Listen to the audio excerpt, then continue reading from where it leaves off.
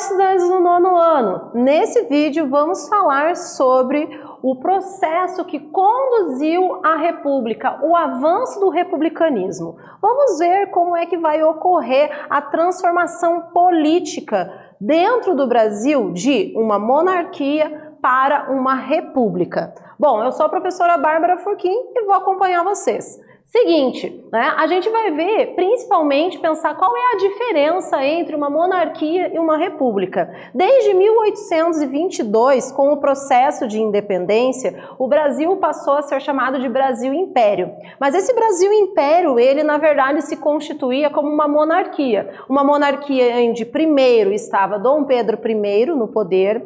Após, em um pequeno período, a gente vai ter o período regencial, porque Dom Pedro I retorna para Portugal e deixa aqui o seu filho, Dom Pedro II, que era uma criança de 5 anos.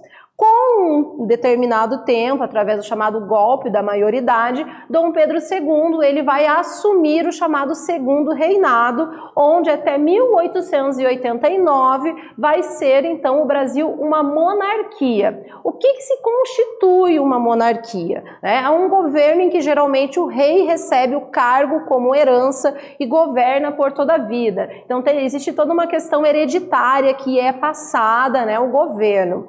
Já uma república é uma concepção totalmente diferente. Numa república, o governo, né, ele é onde, em geral, pode existir a figura de um presidente dentro de uma república, ele é eleito pelos cidadãos ou seus representantes e governa por um tempo limitado. Depois, logo após, existe uma outra eleição e assim sucessivamente. Dentro do Brasil, até se chegar a uma república, então existia uma série de ideias, movimentos que tentaram aplicar ela aqui, né? Esses desejos republicanos, eles estavam presentes antes da sua aplicação em 15 de novembro de 1889. Isso quer dizer que o Brasil, nesse período, ele foi palco de várias rebeliões republicanas. E a gente vai ver que essas rebeliões republicanas, elas aconteceram antes mesmo de 1822, de 7 de setembro de 1822. Muitas delas, inclusive, já, né, exigindo que o Brasil fosse uma república. Bom, o Manifesto Republicano. A gente vai ver que a política, nesse momento do Brasil Império, principalmente no Segundo Reinado, ela era dominada por dois grupos políticos, os liberais e os conservadores.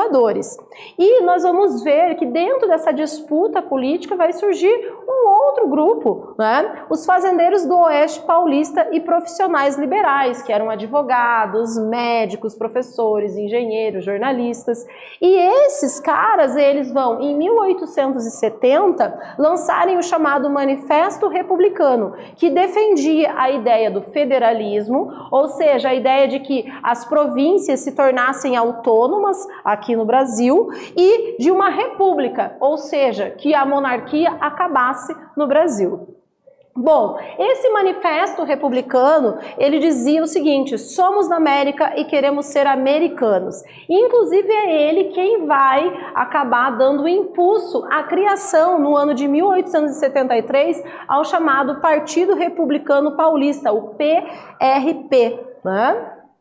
E quais eram as principais tendências dentro desse manifesto republicano, dentro dessa ideia? Primeiro, a gente vai ter que tinham grupos divididos em três, né? Um liderado pelo jornalista Quintino Bocaiúva, que era a ideia de se chegar à república por uma via eleitoral. O segundo pelo advogado Antônio da Silva Jardim, que defendia a passagem para a república por meio de um movimento popular. E por último, o liderado pelo major Benjamin Constant, que defendia a instalação de uma república com um governo forte e com apoio militar. Nesse vídeo nós falamos sobre o processo que conduziu a República e todo o aspecto republicano. Espero que vocês tenham gostado. Até breve.